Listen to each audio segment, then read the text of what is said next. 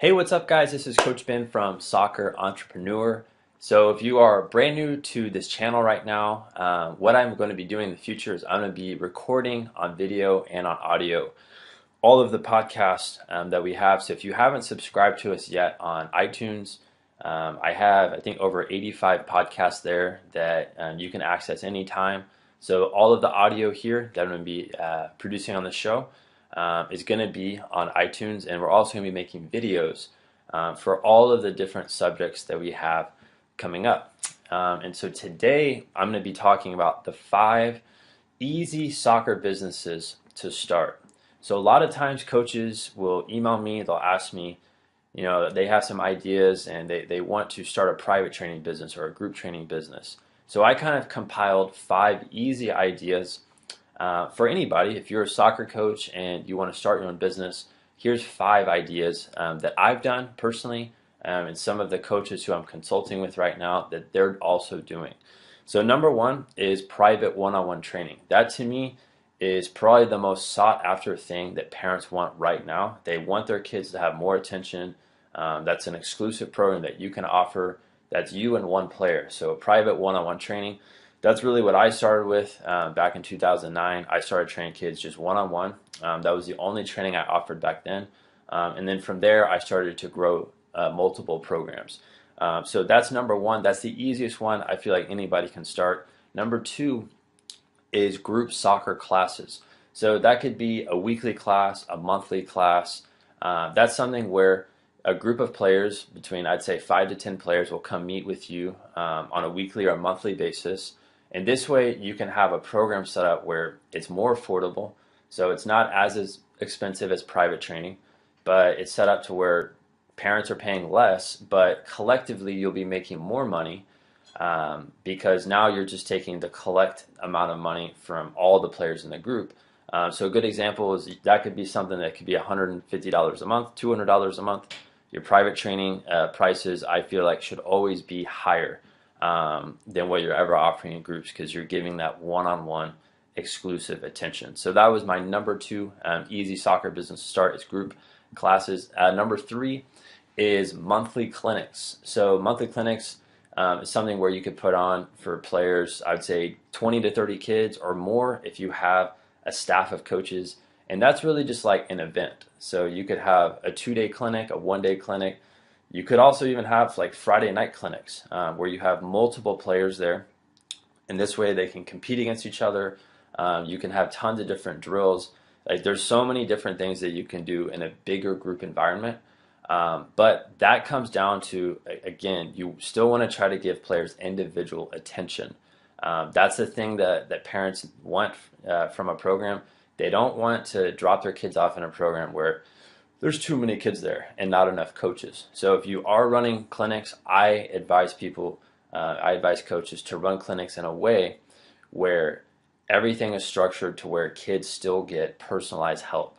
That to me can separate your clinics from all the other competitors out there that don't do it that way. And the ones that don't do it that way, kids, and I know how kids are and I know how parents are, they're not going to be prone to staying in that program long term. So you want to create something that kids come back, parents like it, kids are coming back for the long term, not just for 1 or 2 sessions.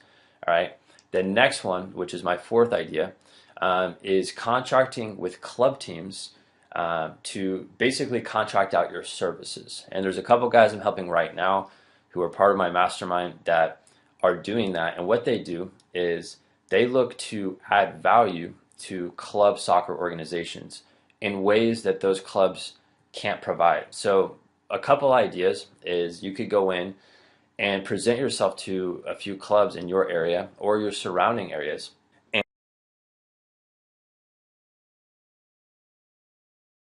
and tell them that you're looking to build out a technical training clinic or a technical training session that's maybe 30 minutes or 45 minutes before coaches have their normal session. This way, players can get more touches on the ball. A lot of clubs out there are not focusing on those types of things. They're focusing more on strategy. So if you can go in and think of an idea that's going to complement what the clubs are doing and not compete with them, but complement, then those clubs can contract you out to come train their players. And I love that idea because they already have all the players. The players are waiting, and if you can add on something that they're not currently getting, then that is something that's very valuable, right? So that can be easy, something that you can set up. And another idea with that as well is like speed and agility training. I know most clubs don't focus on that. So if you are like a conditioning expert, and you don't even have to, it doesn't even have to really be soccer specific at that point. But adding something that clubs don't have, in my opinion, is the easiest way to approach them.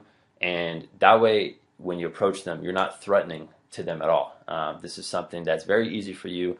You can step in, talk to the director, and you could do that across multiple clubs. And that's the best part of it. When you run your own business, you're not obligated to just doing one thing with one club.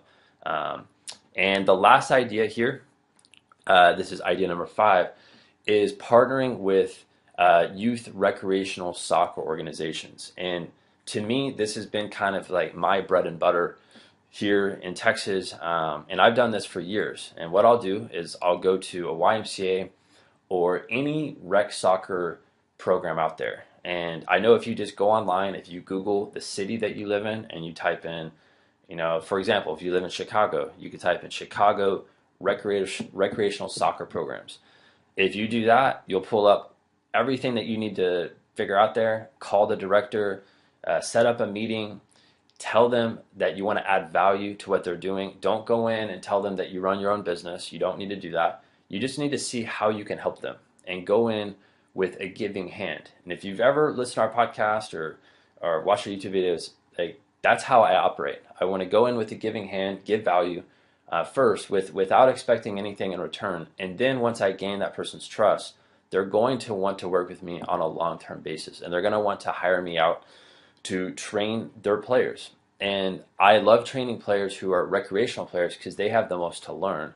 And they're going to be prone to staying in your program for long periods of time. So that is my advice there for those 5 businesses. And the cool thing is like all those 5 businesses there could be built into one business. And this is what I teach all the coaches who are in my Soccer Academy Mastermind how to do. This way they can build a profitable soccer training business where they're training players and it's not just one form of training. They can have multiple streams of income coming in from those 5 ways. I also have probably 25 other ways that you can do it, but I want to pick the top 5 easy businesses to start. And if you have any questions for me, I want you to comment below this video or shoot me an email at startyoursocceracademy@gmail.com. I'm willing to help out any coach who has questions. Like I said, I have programs set up for coaches who want to take the next steps. They want to grow their business. They want to scale it to the next level. This is something I've been personally doing for the last 3 years. I've been helping coaches one-on-one personally with their business. So you can just head over to my website. It is www.soccerentrepreneur.com. From there, it's a very simple website. You can see what we have to offer and see how it can help you out. And thanks again for listening. Remember, go to iTunes, check that out. You can subscribe there. You can get all of the podcasts that we create here on YouTube. And if you're listening on the podcast, go to YouTube and subscribe there. This way you don't miss any videos. All right, guys, thanks again. I'll see you soon.